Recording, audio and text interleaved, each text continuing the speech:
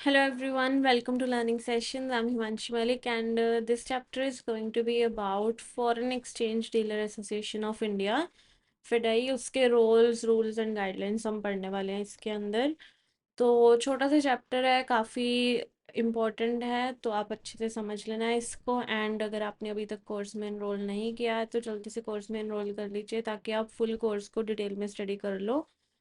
Course के अंदर आपको मिल जाएंगे conceptual video question, mock test, mega mock test and e PDF notes for your revision. So do enroll in the course and let's get started with this topic. तो FEDAI क्या है? FEDAI is a self regulatory forum of bank. ठीक है, ये एक banks का आपस में बनाया हुआ फॉरम है, कोई गवर्नमेंट बॉडी नहीं है ये। ओके, बैंक्स ने खुद ही मिलके बनाया है इसको। एंड ये क्या काम करता है? It works under the accreditation of reserve bank of India. इसका काम क्या है कि फॉरेन एक्सचेंज मार्केट को स्मूथली फंक्शन करवाने में मदद करनी, एंड आरबीआई और अदर फाइनेंशियल ऑर्गेनाइजेशन की आपस में क्लोज कोऑर्डिनेशन करवाने में हेल्प करना।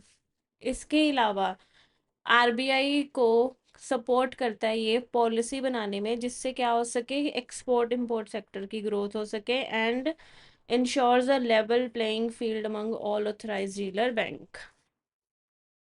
तो मेन फंक्शन क्या आ जाते हैं इसके? सबसे पहले फ्रेमिंग पॉलिसी एंड रूल किसके लिए? फॉरेन एक्सचेंज मार्केट के लिए। ट्रेनिंग एंड सेमिनार प्रोवाइड करता है रिलेटेड टू फॉरेक्स ट्रेड या ऐसे टॉपिक्स। आईसीसी के रिव्यूज में ये पार्टिसिपेट करता है, जो भी वो न्यू पब्लिकेशन लाते हैं तो उनको रिव्यू करना, उनको किस तरह से एप्लीकेबल करना है, ये सारी चीज़ों में ये हेल्प करता है बैंक्स की। इसके अलावा अक्रेडिशन ऑफ फॉरेक्स ब्रोकर, जो भी फॉरेक्स ब्रोकर्स होते हैं उनको अक्रेडिट करता है, मतलब एक तरह से उनको ऑथेंटिकेट करने का काम करना है या सपोर्ट करना कि जो भी फिडाई से रिलेटेड होंगे वो उनके ऊपर क्या हो जाती है, अल्टीमेटली रिलायबिलिटी थोड़ी ज़्यादा बन जाती है, तो उस चीज़ का भी ये काम करता है। देन एडी बैंक्स को गाइड करना कि किस तरह से आप अपनी पॉलिसीज़ बनाओ, अपने ऑपरेशंस को बेटर करो। Month and forex rate announce करने, जो भी प्रैक्टिसेस हो रही हैं बैंक्स में फॉरेक्स से रिलेटेड, इंपोर्ट एक्सपोर्ट से रिलेटेड, उन सबको स्टैंडर्डाइज बनाना है इंडिया के अंदर ताकि यूनिफॉर्मिटी आ सके। सो जो भी फेडाई के रूल्स हैं वो सारे एडी बैंक्स के ऊपर बाइंडिंग होंगे। बैंक चार्जेस जो हैं वो अपने हिसाब से बैंक डिसाइड कर सकते हैं, एंड एक्सचेंज मार्जिन भी वो खुद के हिसाब से कर सकते हैं decide.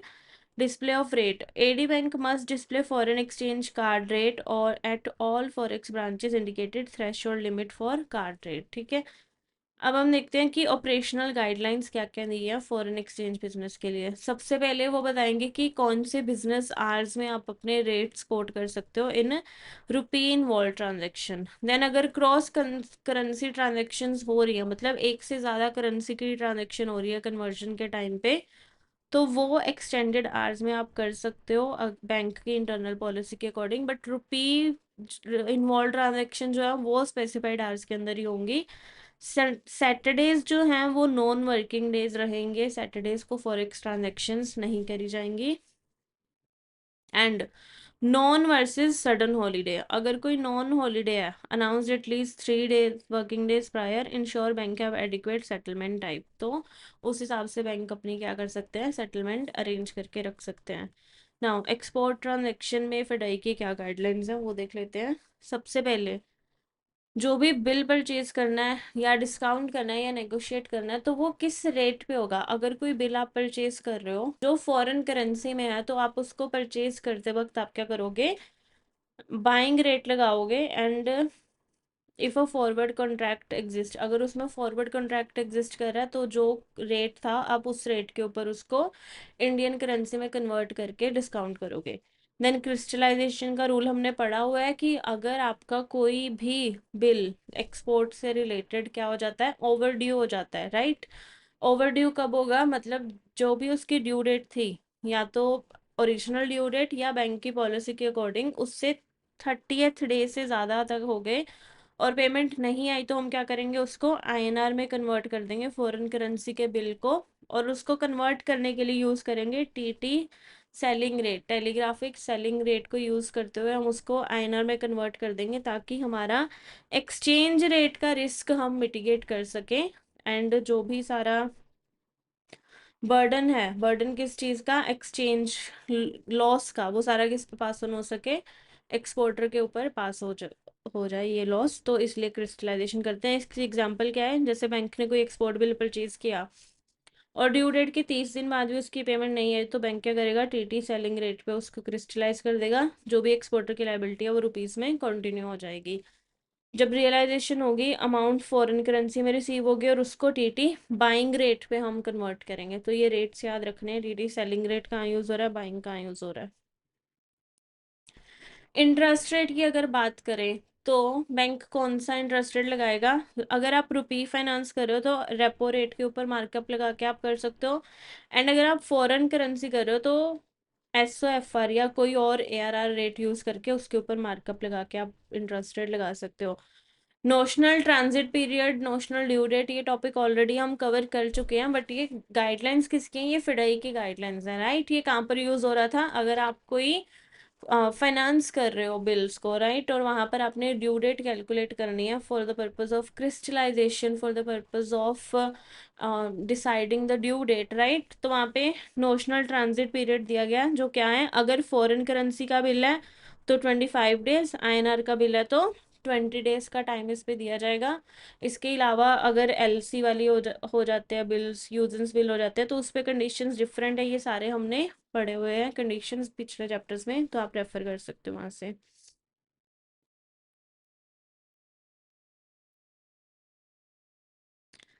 Collection, export collection bill, अगर बैंक के पास कोई भी कलेक्शन बिल आता है एक्सपोर्ट का, राइट, तो उसकी प्रोसीड्स को आप कैसे कन्वर्ट करोगे, you will convert that by using TT buying rate upon confirmation of credit in banks nostro account.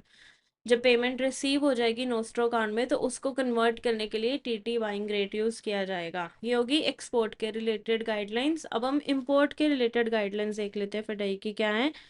तो जो भी इंपोर्ट हो रहे हैं अंडर LC, तो उसको क्या किया जाएगा, क्रिस्टलाइज कर दिया जाएगा एज सेलिंग रेट, क्रिस्टलाइज करना again converting into INR। Interest किस तरह से लगाया जाएगा, जो भी कमर्शियल इंटरेस्ट रेट चल रहे हैं, डोमेस्टिक लैंडिंग नॉर्म नॉर्मल, वही रेट लगाया जाएगा यहाँ पर। इसके बाद क्लीन आउटवर्ड रिमिटेंस, ये आपका जो भी पैसा बाहर जा रहा है उसको किस रेट पे कन्वर्ट करोगे, टेलीग्राफिक ट्रांसफर सेलिंग रेट पे। एंड फॉरेन करेंसी नोट्स की इनकैशमेंट के लिए आप क्या कौन सा रेट यूज करोगे, बाइंग रेट यूज करोगे। अगर फॉरेन की कोई इनवर्ड रिमिटेंस है, उसके लिए बैंक क्या कर सकता है, up to a threshold bank convert at applicable rate without confirmation. अगर थ्रेशोल्ड से ऊपर आता है तो बेनिफिशियरी की इंस्ट्रक्शन का वेट करके आप उसको कन्वर्ट करते हो। अगर क्रेडिट रीपे होने में कोई भी डिले होता है तो 2% above saving rate plus loss from exchange movement bank charge कर सकता है as a compensation, as penalty. तो ये हो गए इम्पोर्ट के रिलेटेड रूल्स। अब इंटर बैंक ट्रांजेक्शन में क्या क्या रूल्स हैं वो देख लेते हैं। सबसे पहले फॉरेन एक्सचेंज के जो कॉन्ट्रैक्ट है वो बुक कैसे होंगे। Foreign exchange contract by authorized dealer bank must be for definite amount and specified delivery period। मतलब आप ओपन एंडेड नहीं कर सकते हो कि इतनी अमाउंट तक हम कर लेंगे या इतने पीरियड तक, आपको स्पेसिफाई करना ही पड़ेगा। And customer may book contracts with a fixed delivery date and an option. Customers कर सकते हैं एक ओपन एंडेड का, जिसमें उनको 1 महीने तक का ही ऑप्शन दिया जा सकता है, बट इंटर बैंक में आपको स्पेसिफाइड डेट मेंटेन करनी ही होगी। हॉलीडेज को किस तरह से हैंडल करना है, अगर आपका कॉन्ट्रैक्ट या ऑप्शन एंड हो रहा है एक नॉन हॉलीडे पे, तो उस जिस भी दिन ड्यू हो रहा है, अगर हॉलीडे पे ड्यू हो रहा है तो उससे पिछले दिन आपको क्या करना होगा, उसको सेट ऑफ करना होगा।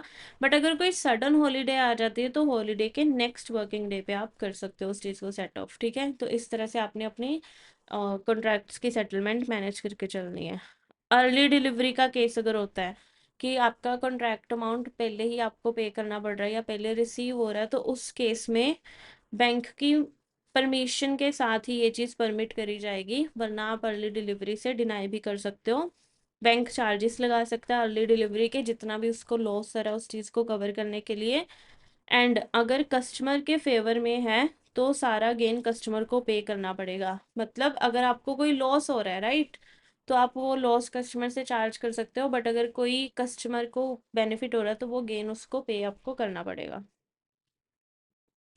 अगर फॉरेन एक्सचेंज का कोई कॉन्ट्रैक्ट है, फॉरवर्ड कॉन्ट्रैक्ट, फिक्स ऑप्शंस हैं, वो कैंसिल या एक्सटेंड हो रहे हैं, तो उसमें कैसे देखना होगा? अगर कस्टमर रिक्वेस्ट कर रहा है कैंसिलेशन को ऑन और बिफोर ड्यू डेट, तो जितना भी एक्सचेंज रेट का डिफरेंस है उसका लॉस किससे रिकवर करना है? कस्टमर से।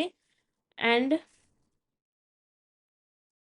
अगर फेवर में है तो पे तभी करना है अगर ड्यू डेट से पहले कैंसिल किया है, ठीक है? अगर प्रॉफिट हो रहा है तो वो प्रॉफिट आप कस्टमर को पे करोगे अगर उसने ड्यू डेट से पहले कैंसिल कर दिया, और अगर कोई लॉस हो रहा है तो आप कस्टमर से रिकवर करोगे। अगर बैंक कैंसिल करता है कॉन्ट्रैक्ट को, तो 3 दिन के बाद, मैच्योरिटी के 3 दिन के बाद बैंक क्या कर सकता है? कॉन्ट्रैक्ट को कैंसिल कर सकता है अगर सामने वाला पर्सन उसको सेटल करने नहीं आता।